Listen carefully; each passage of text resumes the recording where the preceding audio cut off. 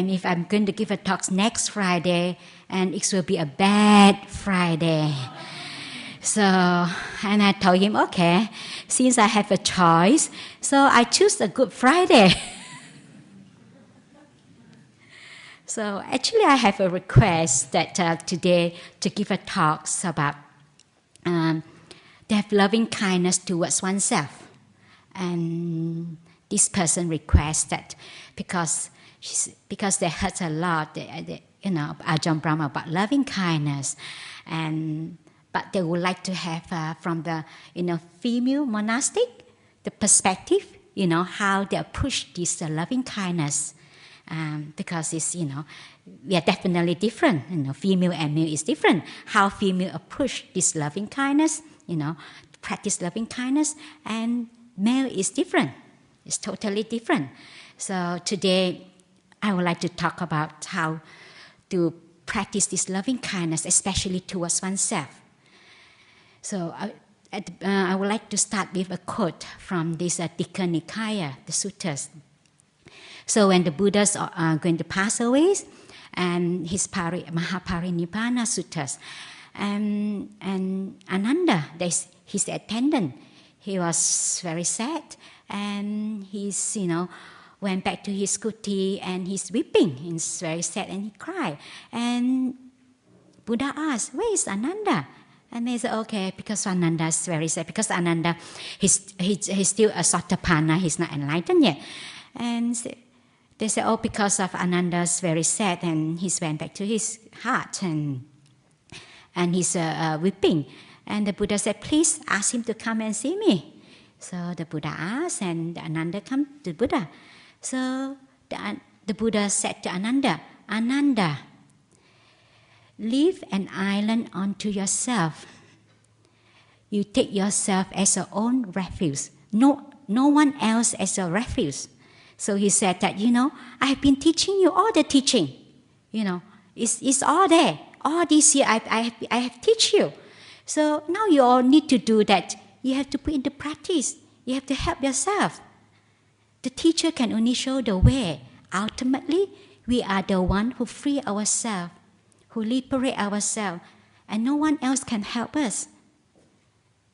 And, we come into this world alone. We don't bring anyone with us. So when we leave this world alone, so who is going to hold our hand when the moment comes? If we don't even care for our own well-being, so our own well-being is the priority. We have to take care of our own well-being. And to have this loving kindness and compassion towards ourselves. Talk about the priority. Our own well-being is the priority. So it's talk about the priority, and it reminds me of a joke. And because, one of my anagarikas, she said to me, "Oh, Venerable Hasapanna, your joke is really bad though." And at one point I was quite serious. I always, give a talks about the suttas, and I didn't crack any jokes. And she missed it. She said, "Please, Venerable Hasapanna, don't stop.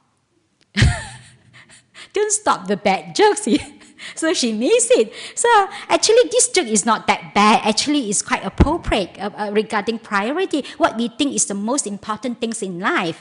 So this story goes like that. A man, and he got a ticket into this grand final. And it's, very difficult to get a ticket into this grand final. And he was so lucky, he was so happy, that he's so fortunate that he got the ticket into this grand final. And he went in there, he got his seat. It's a perfect seat. I know someone sitting behind there is perfect. And this person, he's showing me that it's perfect. And this person, and he was so happy that he just couldn't believe he got a very nice seat. Then he sat down, and he looked around. The seat next to him is vacant. Then he said, it's just impossible. How come it's vacant? Because it's so difficult to get the ticket. Then he asked the man next to him, "Do you know there is anyone sitting next to me?" Then the man said, "No." "So how do you know there's no one sitting next to you?" And he said, yes, I know, because I'm supposed to come with my wife, and she just passed away a few days ago. Oh, I'm sorry to hear about that. But he was so happy that he couldn't get over it. Then he just said that, it's a shame that, the seat vacant. It's so difficult to get the ticket. Then he said, can you find someone to replace your wife? It's a shame to leave the seat empty, vacant. Then the man said, no, I can't find anyone. Because she said, no, how about your friends or your relatives? No, I can't find any of my friends and relatives because they're all at the funeral. So, to someone that is, food is so important, for them, it's grand final is much more important than anything else. So, that's why we have to know the priorities and look after ourselves. Like all of you here, instead of going somewhere else, you choose to come here. And to you, the priority is the Dhamma. It's a wholesome thing. So it's important we know that this is the most important thing, that is take care of ourselves. If we don't look after ourselves, who is going to look after ourselves? If we can't look after ourselves, we do not expect others to look after ourselves. So the most emphasis, to practice this loving kindness, that is start from within ourselves. Start from ourselves first. So we work with the openness, the connectedness, and the recognition that is the goodness within ourselves. And the Buddha said, you can't find, the whole, and you can't find someone, that you can search the whole entire world to find someone that is really deserve your love, your care, more than yourself. That someone cannot be found. There's no one that to deserve your love. That is yourself. You are the one who deserves your own love, your compassion, your care, than anyone else. So practice this loving kindness, without the foundation. You have the love within oneself, and you will experience a sense of less of self-esteem. Less of the self-worth, the worthiness, I'm terrible. And sometimes we tend to put ourselves down and making others people big. And that's why we have to have this loving kindness within ourselves first. That's why it's very important. Whatever we practice, we take up any practice. To me, I always base on the 4 principles. The first principle is, why is it important that to practice this loving kindness towards oneself? And I have to understand what. Understand this loving kindness. What is loving kindness? Whatever you take up any practice, you have to know what it is. It's just like the products, You buy something, you have to know why you need it. And then you have to know what is this product is all about. And you have to understand that. And then you have to know how to do it, how to apply it. And what you can get out of it. What is the benefit of this? So you have to base on these 4 principles. So the first one is important. We have to look after ourselves first. Because towards the end of our life, if we are not at ease and at peace with ourselves, because we are the one who have to move on to the next journey. It's no one, if we can't stand ourselves, then it's very bad, because we ourselves, our own mind is our own intimate companion. We take this with us. We take our karma with us. So that's why it's important. Why it starts with oneself. And the next step is, the next principle is, what is loving kindness? So loving kindness is to cultivate, for oneself, the experience of unconditional love within oneself. You generate that within oneself. You look at your own loveliness, your own goodness within yourself, and you reteach yourself. And you have that, you generate that, you experience the unconditional love within yourself first. And this loving kindness is not a technique to repress one's life pains or your afflictive emotions. Is not to use the loving kindness, because a lot of people think, I need some loving kindness, and then you try to, doesn't work that way. You think that I try to use loving kindness to get rid of my anger. It doesn't work that way because you can't get rid of the anger. So the Buddha said you can never appease anger by anger because you try to get rid of things. We can't get rid of things. We can't get rid of the anger. So it's not a technique to repress ourselves. That's why we have the understanding. So, and also we have to base on the understanding that, everyone in the world, just want to be happy. Every single being, including ourselves. And sometimes we tend to exclude ourselves. We think that other people is more important than we do. And sometimes we create that, we identify ourselves being kind, being compassionate.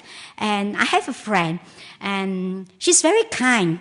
And she's very helpful. And she have all the time for everyone except herself. And she's so helpful to everyone, but except herself. And she's very this loving kindness is not like that you try to go out to knock on other people's door, knock on other people's door. You need loving kindness, you need help. But actually, it's a way to opening our heart. It's like to opening our barriers, like this loving kindness is like to melt down the barriers within ourselves and others. We used to identify ourselves. This is me, and our immediate family, our extended family is still me and still mine, and my country, and still me and mine. And that is a barrier. So that is a separation between ourselves and others.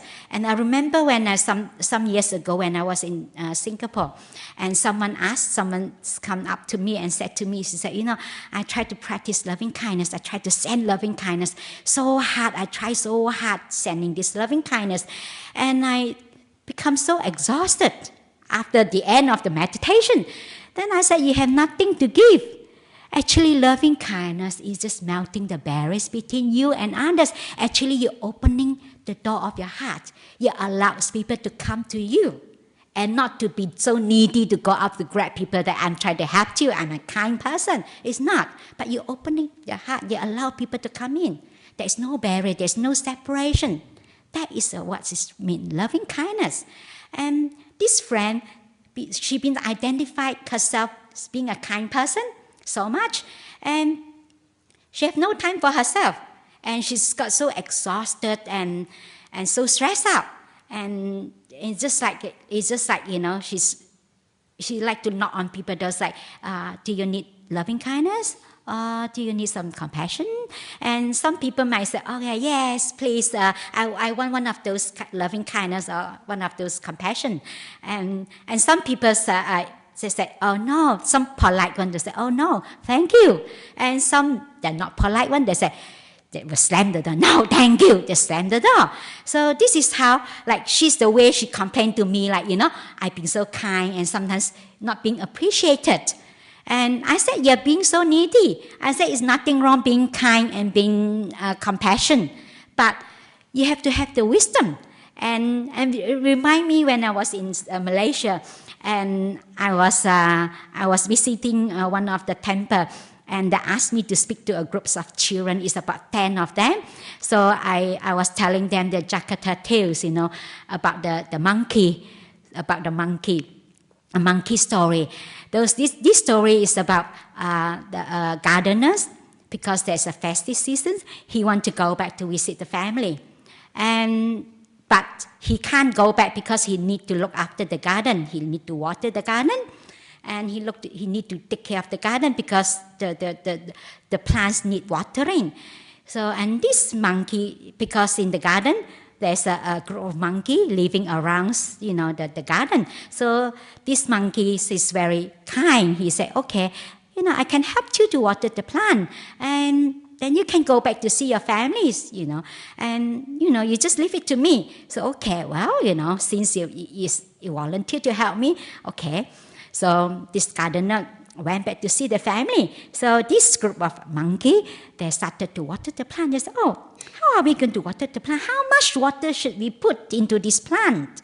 And some of them said, oh, we better save water if not enough of water, for all these days, we need to cut the water to water the plants. So in order to save the water, we better pull out the plants and look at the roots, how deep it is. If it's deeper one, we put more water. If the root is more shallow, so we put less. So of course, all the plants die. So when I tell these stories and I ask the questions I ask the kids, and I said, what's wrong with this monkey? Is it wrong to be kind, to be helpful, to be compassionate? He said, no. I said, what's wrong with that? And I was so impressed. One little girl is about 8 years old, and she put out her hand. She said, because this monkey have no wisdom. And I was so impressed, 8 years old girl. And sometimes like kindness and compassion without the wisdom can become very destructive. They say it's very important that you have the right understanding that what is loving kindness. Sometimes we tend to identify ourselves with being kind and being loving, being gentle. And sometimes we just care for anyone else except ourselves. And they have no kindness towards ourselves. And actually, it's just we being identify who we are, the image of who we are. They say it's important to have the right understanding to start with, to know what is loving kindness. Loving kindness is the unconditional love. So you have to feel within yourself first. You have to have the feel of this loving kindness within oneself, and it's important. And it reminds me that this loving kindness, opposite of loving kindness, that is anger, hatred. So the Buddha said, greed is less blamable. And he said, hatred is blamable. And delusion is very blamable. But he said, the first one, greed, is less blamable and is very difficult to remove. And the hatred is blamable, but it's easy to remove. The delusion is very blamable and is very difficult to remove. So that's why not to worry if you have a loss of anger. Doesn't matter because it's easy to remove. So because we don't want to be an angry person, isn't it? Because you feel unpleasant. Then you try to work with that. You try to work with these unpleasant feelings. And because that's why the opposite of loving kindness, that is hatred, anger. And that's why people try to work with that, because all of us want to be an angry person. And also remind me another story about a monk, because he had a lot of anger. And he wanted to practice metta, loving kindness, to overcome his anger. So he spent a few years on an island and in solitude, seclusion, to practice loving kindness. And after a few years, he come back. He said, I'm now no more anger. I do not feel angry anymore. So his fellow monastic and started to test him out. He said, how do you know that you have no anger? I know through my own practice. After all these years of practice, I know that I have no anger anymore. I do not believe you that you have no anger. And how do you know? He said, I know for myself, all this year. Then he said, oh no, I don't believe you. And he kept on, pestering, how do I know? How do I know? Maybe I'm just a hypocrite, How do I know that you really have no anger? He said, yes, I know through my own experience that I have no anger. And this fellow monastic wouldn't let him go. And he keeps asking him, how do I know they have no anger? Then he said, through my own experience, I know that I have no anger. So that's why we can test someone, There's at least, that this person don't when he's angry, he didn't even know that he's angry. And actually remind me of a little girl some times ago. Her mother asked her to come to talk to me. Then he's about 15. Then I asked her, what's your problem? And I look at her, I said, what's your problem? He said, I'm a very angry person. I have lots of anger. And I always get upset with my sister. I'm so angry with her. And I look at her and said, oh, very good. And she was so surprised. She looked at me. Why I said that it's very good? Actually, said, sometimes I told her, I said, you know what the Buddha said? The Buddha said, if a fool know that he is a fool, he's still wise to the extent. Is a fool think that he's wise? He's indeed a fool. I said, at least you recognize that. You recognize that this is something that you have to work with. And you take delight in that. And I encourage her that we acknowledge it. We not try to push it away and try to deny. But we acknowledge that, we have this anger. This is something that we need to work with. There's like this hatred, anger, that is the far enemy of loving kindness, because we can really see because it's far. But one of the enemies of this loving kindness that is very subtle, that is very, very difficult to remove, and that is the near enemy of loving kindness, that is attachment. We can't see the attachment. That is we attach to ourselves. And in the world, we think that attachment is love. If we attach someone enough, that means we love that person so much. Actually, it's not. And that's why sometimes because we attach to someone, and you can see sometimes like some couples, they love their wife so much. When the wife left them, they kill their wife because come from the attachment, the same intensity. When the intensity of the attachment give rise to the same intensity of the ill will, because you can't get what you want. You lost someone. This is what you want, your desires. And the same intensity, if there is attachment, then we think that we should, for example, like our loved one passed away, we think that we feel guilty if we don't feel sad. We think that we should feel sad, we should feel grave. We identify that we have this attachment. Sometimes we attachment to ourselves more than anyone else. And that's why that is not loving kindness. That's why a lot of people think that when I talk about, priority, you have to look after yourself first. You have to loving kindness towards yourself. But it's not the attachment towards ourselves. And it's remind me some years ago, and I talked to my family. And that day I went back to my heart. And my mind was just go on and on and on, because I was quite upset with one of my siblings. So I wasn't happy with what she's doing. So then I was in my heart, my mind just go on and on that what's terrible things, I think that she's not right, she shouldn't have done this and blah, blah, blah.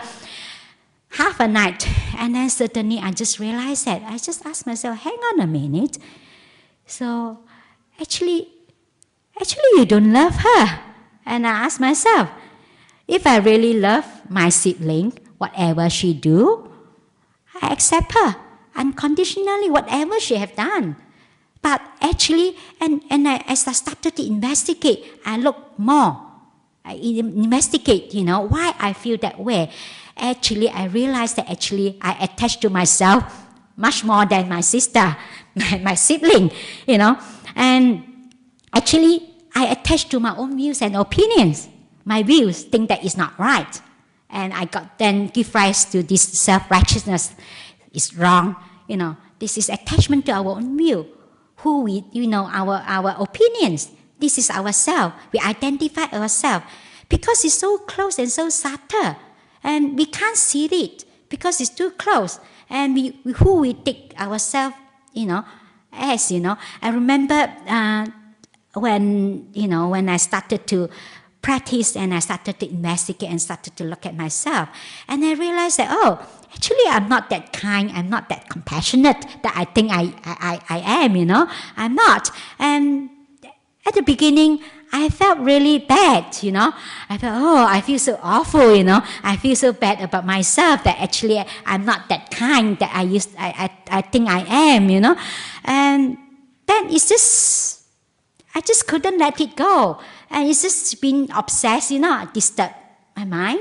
And after a while, I have enough suffering. I said, come on, just admit it that you're not that kind, that compassionate. So we just acknowledge that, to accept that. It's not a matter of denying, We just, yes, I'm still have these defilements. I still have attachment. And that's why sometimes why people have this self-hatred. So the opposite of having loving kindness to oneself, that is self-hatred. So self-hatred will never sustain. So for example, if we practice morality, and without this loving kindness, towards ourselves, with a lot of self-hatred, and it becomes a rigid, repressing ourselves. We repress. Repression is not. Then we started to have this fault-finding mind. We find fault with ourselves. We are not good enough. Instead of the rules, for example, like the monastic need to keep our rules. So we practice it, as a tool to help ourselves, to free ourselves. But it's not to judge ourselves, because we are not. All of us is not. We are not enlightened. So it's just being, the quality of an enlightened being. So we make mistakes. Of course, sometimes we still get upset, we get angry, and then sometimes we be a bit cranky and be grumpy, So it's all right. So sometimes because of our own ego, we think that it shouldn't be there. It's nothing wrong with what we are experiencing right now, but how we relate to it, because we expect ourselves to be, we all think that we are all better than anyone else. And one of the way to help us to have this loving kindness towards ourselves, that is to come to a place of acceptance. We be able to accept ourselves. But it's very difficult. That is one of the way that is also to have this forgiveness, to be able to forgive ourselves. But sometimes we find that it's very difficult to forgive ourselves. And I noticed that, in the early years, I find that it's very easy for me to forgive others. And I find it very difficult to forgive myself. And I started to investigate why. And actually, I realized that it's come from my sense of self, because it's that, it's all right other people to make mistakes. Okay, I forgive you, but not myself. I'm supposed to be perfect. I'm supposed to be better. So that's why it's come from the sense of self. So the stronger sense of self, then this hatred, the self-hatred, is stronger. So it's come from the attachment. So it's very subtle, and it's very difficult to be able to catch, because it's so subtle, and to work with. And that's why it's very important. There are a lot of ways, to how feel skillful means that you can work with, how to work with this attachment towards oneself, and also have this self-hatred towards oneself. And because of the attachment towards ourselves, that's why it gives rise to self-hatred, the same intensity. So if someone that is very self-centered, and because of we are focused on ourselves too much, we only think of ourselves. Then when we think of ourselves, focus on ourselves, our problem becomes very big. So, and sometimes we tend to make it a problem. Actually, it's not a problem at all. And I remember, and it's manifest. I remember when I was many years ago, I was still a lay person, and that's my first meditation retreat. So I went for this first meditation retreat, and the first day, it's all right. The second day and the third day, I started to feel really painful. My whole body is painful. I can't sit. The moment I sat down, it's so painful. And okay, well, I can't sit. So I walk. And, in Malaysia, those meditation retreat is not so comfortable like Jhana Grove. You can't even have a chair to sit. And I was so painful. Then, I started to walk. When I walk, and I feel so heavy, my leg. I can't even lift my leg. It's so heavy, I can't walk. And it's like a tons heavy, I can't lift and I have this lot on top. And I started to, what am I going to do? I can't sit, I can't walk, and I can't go back to my room to sleep, because no one doing that. And Then I was thinking, oh, I can't, because so painful. I said, oh, I can't tolerate anymore. I was really in tears. Then I said, I can't go back because all my friends, everybody knows that I'm going for a retreat. And I said, I shouldn't have told them I'm going for a retreat, I can't let them know that halfway I withdraw, It's just embarrassed. So what am I going to do, I was really full of tears. I said, what am I going to do? Then I said that. Then that moment I just like, okay, I have no choice. Okay, let the pain take my life. I just allowed the pain take my life. So I just threw away all the cushions. I have 5 cushions, I have here, 3 on my buttock. I'm still feel pain. It's really terrible pain, I can't even touch the ground. Okay, threw all the cushion away. I said, okay, let the pain take my life. Let me die out of the pain. It's all right. So I sat with no cushions. Actually, it's amazing that the moment I sat down, because the moment I let go, and actually just a split second, actually the pain all gone. I don't feel the pain at all. And then all in a sudden, the mind is become so peaceful and calm. I be able to focus. And I have lots of joy and happiness. So bliss out. And actually this is how we manifest. Actually the pain is there. But the more we try to let go, the more we try to get rid of the pain, it's manifest. It's become so unbearable. It's the same too. If we focus a lot on our pain, it's manifest. It becomes until a point that it's unbearable. We think that we're going to kill ourselves. This is how sometimes people think that, they can't bear anymore and they commit suicide. And we are not, it's not that I'm judging on people that commit the suicide, because we can never comprehend the intensity of the suffering that person undergone. But this is how the tricky of the mind is very tricky. The tricky business, because sometimes you make it a problem and it's manifest, it's become so big. And that's like one of the way to help us is to take away the focus on ourselves so much. Then we practice like generosity. Like generosity is not only like you giving material things, but generosity is also an act of kindness. Instead of thinking of what we want, what we need, we're thinking of what we can do for others, be of service, and then what I can help. And it's not only giving material things. Even those maybe some of you will say, oh, now you're talking about loving kindness, and then you go to generosity, and then they know that, oh, Dhammasara is building a Sala hall, and what she's trying to hint. Actually, that is the whole path of practice. And actually, even you practice loving kindness, you have to pick up the whole path of practice. There is the Noble Eightfold Path. That is Dana, Sila, Bhavana, and Panya, the whole path.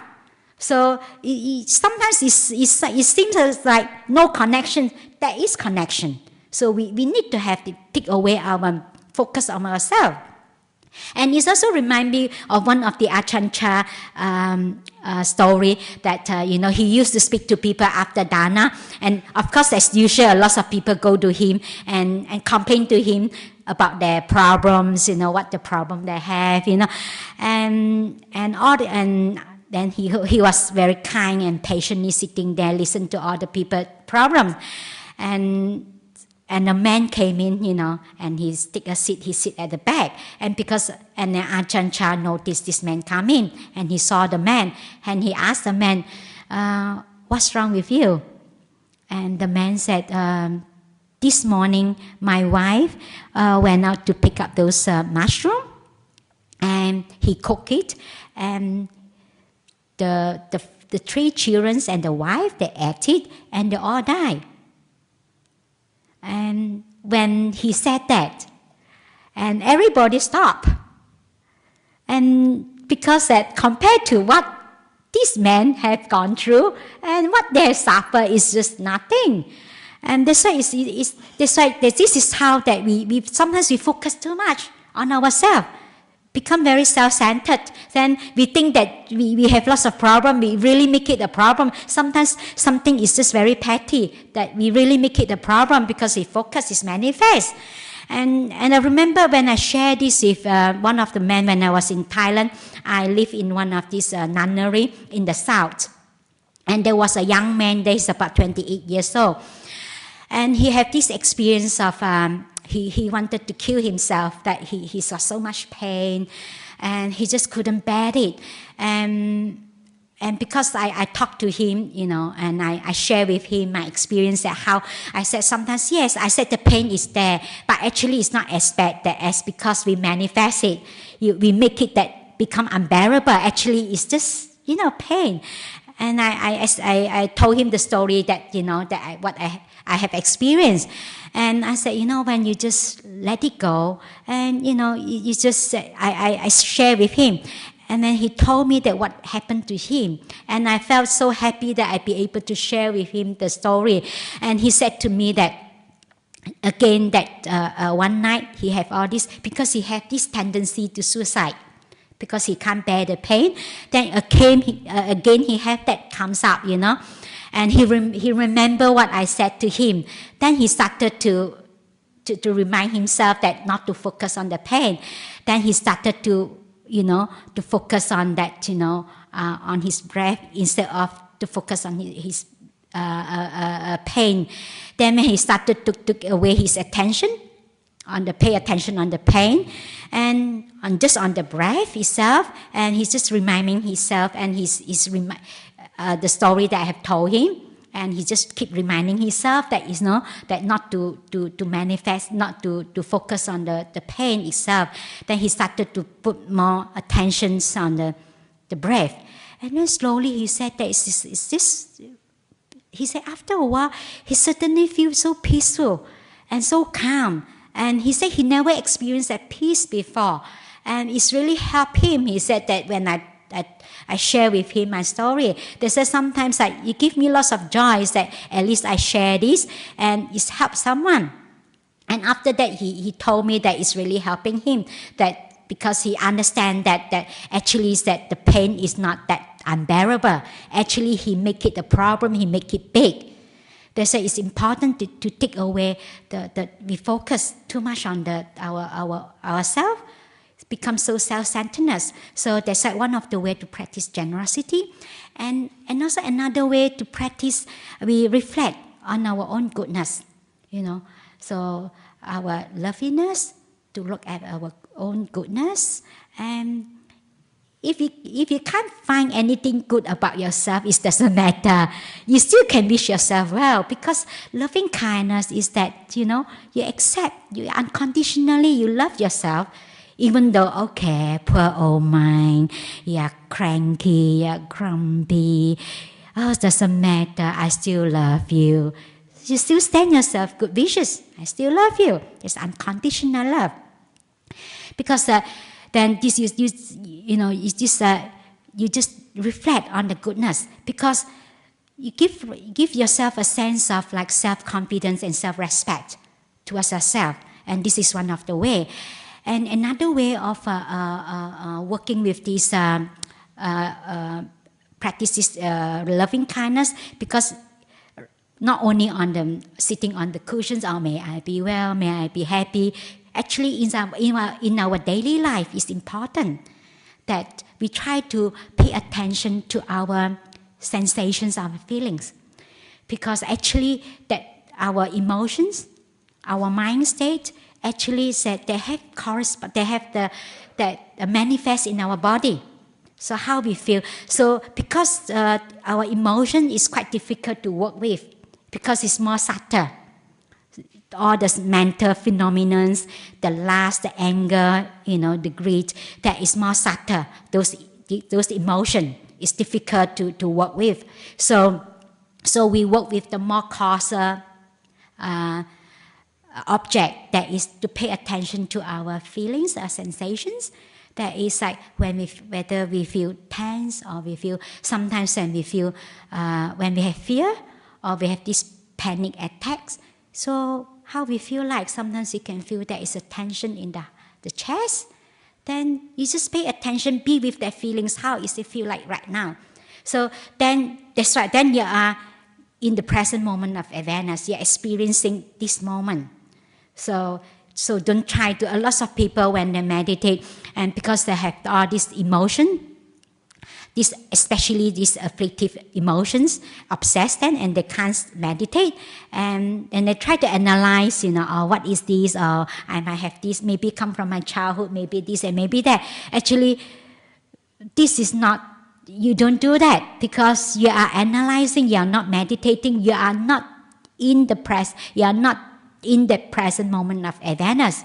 Actually, you are aware. You are not experiencing what you are experiencing now. So actually, it's always good to go back to the feelings. The feeling is a causal object. So you just pay attention to your feelings. Then sometimes after that, when your feelings, your feelings that subside, then you can start to, when that subside, you feel more calm and peaceful. Then you'll be able to know where is it coming from. So that's why it's very important that we pay attention to that. Sometimes when the anger comes, normally they won't just come. Sometimes they manifest in our body first. So that's why it's good that we be more in touch with our body. And it's also easy to work with. It's a more causal object to work with, easier to work with. Then we pay attention. So I remember that in year 2002, end of December, before I go back to Malaysia, because I know that my father, he was dying.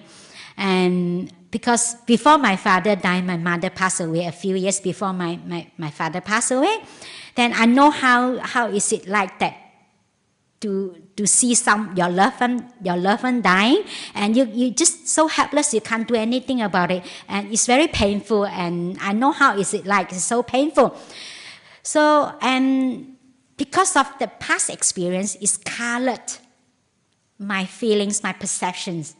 Because this moment actually, after a few years later, actually is different. But because of my past experience, it's affected how I react, to my emotions, my feelings right now. So because this is how I was suppressing my feelings, suppressing the sadness, the fear, because I have this fear. I don't want to face the pain because it's painful. Then I become I run away. I suppressing my emotion. So I feel my chest is so painful when I sit in meditation. My chest is really painful. It's terribly painful. And I don't know why that is this painful. And it's so tight. And it's go on for a few days. And then when we started, tea time, we're talking about, how, you come to monastic life and how difficult it is. And, and I started to, actually, when the topic that we were saying actually is nothing to do with what the emotion that I have, actually it's just a trigger. Actually, it's nothing to do with that. And I just trigger off. And I suddenly, all my tears is just come. I just couldn't stop crying. And when I just, all this come out. And when I calmed down, I started to investigate a lot. And I realized that actually I've been suppressing my emotion, my feelings. That's why it's important that you pay attention to your feelings, your sensations, and you just sit there, you just let that subside. Then when that ceases, after the meditation, you can investigate. But not when you are meditating. You don't start to work out, try to figure out why I have these feelings, why I feel that. So this is some of the skillful means that you can help, in your daily life.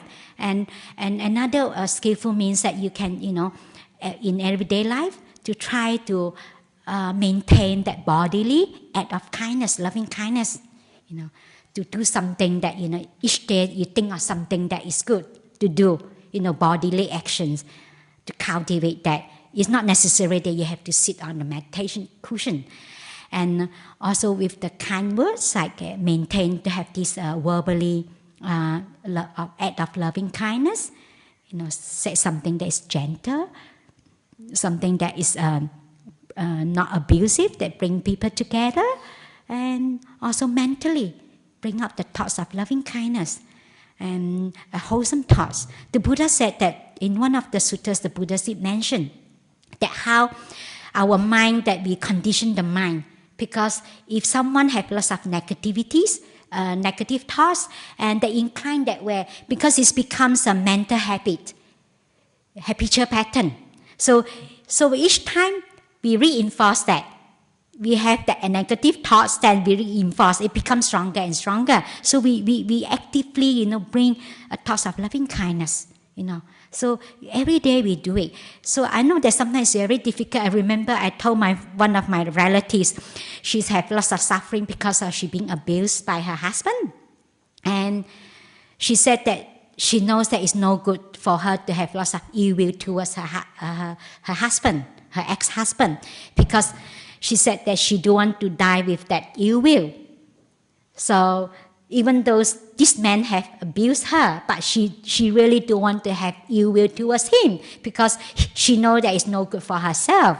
She want to die with, peace, with calm. So then I told her, I said, you don't try, you don't have to send loving kindness towards your ex-husband, but you wish yourself, may I have no ill will towards my husband. You don't have to. I know that it's difficult. Someone abuse you. You try to send your loving kindness. It's difficult. But at least we can send good wishes to ourselves. May I have no ill will towards this person, rather than try to have loving kindness towards that person. So there's lots of skillful means that we can use in our daily life to help us to work with this, to have this loving kindness, to actively cultivate. So first of all, we have to have this love, care, warmth within ourselves. Sometimes a lot of people think that, practice loving kindness, they have to sit, on the cushions that may I be well and be happy. So, and then as I look back, I remember some years ago, and someone said to me, she said, I'm very, I'm a very irritated person. I feel so irritated. I have lots of irritations. And I find it so difficult. I'm so agitated. So I said, when I was a teenager, I used to have that, I feel agitated, I feel irritated a lot. Then I said, after, when I give birth to my son, then I said that irritation gone because I have that love to my son, the unconditional love towards my son. And then I said, I have less agitation. And then she asked me, is this means that I have to get married and have children? No, I said, no. I said, you don't have to do that. So, and it's just I trying to say that sometimes we've been practicing loving kindness, but it's not that we do not identify that, now I'm sitting, now I'm practicing meditation, and now I'm doing metta, I'm doing that. Actually, sometimes how we live our life, being harmless, the whole path of practice, and then it's naturally you become kind. If you practice it, if you really practice it correctly, if you really take up the whole path, practice the generosity and your morality and cultivations of the calmness, the mind, and also the wisdom, and this is all come together. You naturally become kind. And as I look back, actually, yes, I said I have been practicing loving kindness, but I didn't identify that I'm practicing loving kindness. And a lot of people, actually, I was thinking I was doing that, I was practicing it, but I just don't identify that I'm a kind person, I'm practicing loving kindness. So I say it's important that, it's not only sitting on the meditation cushions that, may I be well, may I be happy, and to try to, like the man that tried to push, that you have to have that within yourself. You feel, you can feel within yourself when you have that softness, and you feel the openness within yourself. You feel more spacious, and you can feel the expansiveness within yourself. Within your heart, you can feel it yourself, and you have that sense of warmth and care and gentleness within yourself. Then when you have that, then you'll be able to really share, to be able to open up yourself, to allow people to come into your heart. And that's why it's important we have it within ourselves first. So we have to help ourselves first. If we can't help ourselves, we can't help others. So that's very important. So I offer this for your Dharma reflections. May this teaching be of benefit. May it help you to develop this loving kindness and also lots of kindness and to be a happy person. So is there any questions and comments?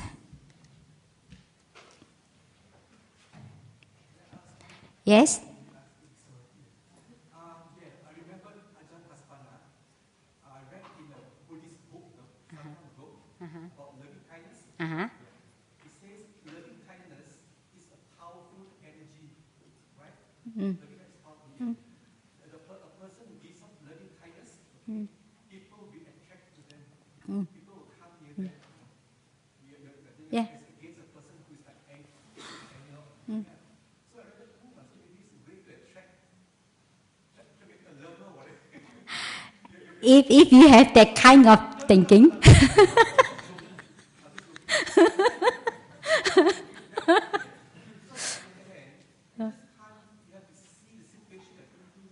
Yeah. Some situations you can't give. Yeah. You can give up 90% and 10% of external. That's good enough. Yeah. So I think I have to repeat your questions because in the last talks, people said complaining that they can't hear the questions. The question is if someone have lots of loving kindness, is very powerful, and you tend to attract people, and just now, and that's why you don't use, and it's because of the loving kindness.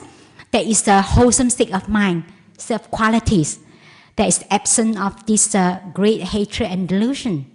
So, and you can feel someone have the loving kindness. It's really powerful because it's different. Because I experienced myself, someone have lots of loving kindness. You just naturally draw to that person, and you just feel happy to be with that person. And if someone negative, someone have lots of negativity, and you can feel it. Because I experienced myself, and one day I was walking into a room, and I just feel so uncomfortable. I just feel like so unpleasant. I feel very unpleasant feelings. So I said, what's happened to me? And then someone sitting next to me, then I was thinking, I said, I have no ill will towards this person, but why it make me feel unpleasant? And later I discovered that person have gone through lots of negativities, have lots of angers in her mind. Actually, you can pick it up. That's why, because of this loving kindness, actually it's powerful. That's why sometimes those have lots of loving kindness, It's actually, the Buddha did mention this is one of the benefits, There's 11 benefits the Buddhas talk about this loving kindness. That first one, yes? The books also say people can see in the faces. Yeah. People can know it. Yeah. Because when people that can know that there's a good person to draw near to you, Yeah. it's showing your face, but not outwardly. Yeah. That's right. The Buddha said there's 11 benefits. The first one, that is you sleep easily and you wake up easily. You have pleasant dream. You don't have, pleasant dream. And all people likes you. But you don't think that you can do, I'm interested in that girl or in that boy. Maybe I practice loving kindness, Then it doesn't work that way, Because you with the great, but it doesn't work that way. You have to be really unconditional. It's not that trying to get something out of it, And lots of people like you. You're drawn. People tends to drawn to people have lots of loving kindness, kind. And the devas, the deities, celestial beings like you, loves you. And also the celestial beings will protect you. These deities, they also protect you. And you will not have this physical, you're free from physical danger. And your face becomes radiant. Especially for women, it's very economical to practice loving kindness because of you don't have to go to this beauty salon, and you don't have to put the facial, the face cream, save lots of money. I remember when I was a lay person, I used to go to this beauty salon, for facial, to make my face look good. So, and when I become a nun, I don't have to do that, you know. So that's one of the, it's very economical. You save lots of money, and yeah, and your mind becomes serene, and you die with unconfused, and also you reborn in a good place, in like heavenly realm.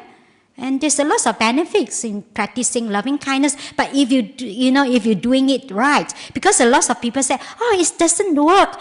Of course, it doesn't work, because some people think that they try. It's become a deal, like a bargain. Like, okay, this mind is so cranky, it's so grumpy. Okay, I give you loving kindness, so make sure that you are not cranky and you're not grumpy. It doesn't work that way. You have to be unconditional love even towards the cranky mind, the grumpy mind. You accepted whatever mind state. You love your mind. You love yourself. Even though it's important. But if you think that you try to, practice loving kindness, to get rid of it, of course it doesn't work. So, is there any more questions and comments? No? Okay.